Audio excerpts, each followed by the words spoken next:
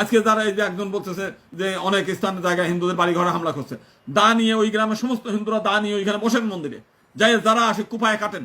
আপনারা তো তা করবেন না, আপনারা খালি মুখে মানে ই করে বসবেন, মানে অন্যের উপর ভরসা করে জীবন কাটাইতে চান।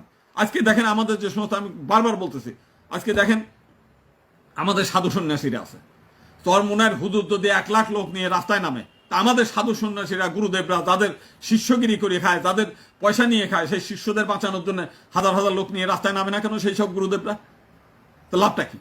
আমরা দেখছি না সেই শ্রীকৃষ্ণের সময় সেই দুর্বাসা ঋষি যেখানে যাইতো 10,000 শিষ্য নিয়ে চলতো, কেন আমাদের গুরুদেবরা সেখানে রাস্তায় নামতে পারে না?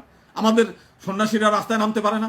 এরা ঘরে বসে মানে আনন্দের সঙ্গে খাবে, খিচুড়ি খাবে, পায়েস খাবে, কত রকমের মানে যত প্রকার খাবার, সেই খাবারের একটার পর একটা সেই খাবার নিয়ে তারা ব্যস্ত থাকে। কত রকমের খাবার বানাবে, ভগবানের নামে ভোগের নাম দিয়ে নিজেরা আরামে করে খাওয়া। আর হিন্দুদের কাজ নাই, কর্ম নাই, এই মন্দিরগুলোতে সেইখানে দিয়ে আসে। আজকে শ্রীকৃষ্ণ নিজে অর্জুনকে বলছে যুদ্ধ করো, সংগ্রাম করো, বৈষম্যের বিরুদ্ধে যুদ্ধ করো। ও দুর্যোধনরা তোমাদের জমি কেড়ে নিয়ে গেছে, সম্পত্তি কেড়ে নিয়েছে, রাজ ক্ষমতা কেড়ে নিয়েছে, তোমাদের রাজ্য তোমাদের উদ্ধার করতে হবে। ওর শ্রীকৃষ্ণ বলছে সেইটা। আর এখন হলো শ্রীকৃষ্ণের নাম নিয়ে এরা হলো কেউ মালা জপ করে, কেউ কীর্তন গায়। শ্রীকৃষ্ণকে অর্জুনরে বলছে নাকি যে আমার নাম জপ করেন তোমরা স্বর্গে চলে যাবা, বৈকুণ্ঠ ধামে যাবা? কোনো জায়গায় শ্রীকৃষ্ণ বলছে নাকি? আজকে শ্রীকৃষ্ণ বেঁচে থাকলে এই সমস্ত সাধুদের গলা কাটতো নিজেই।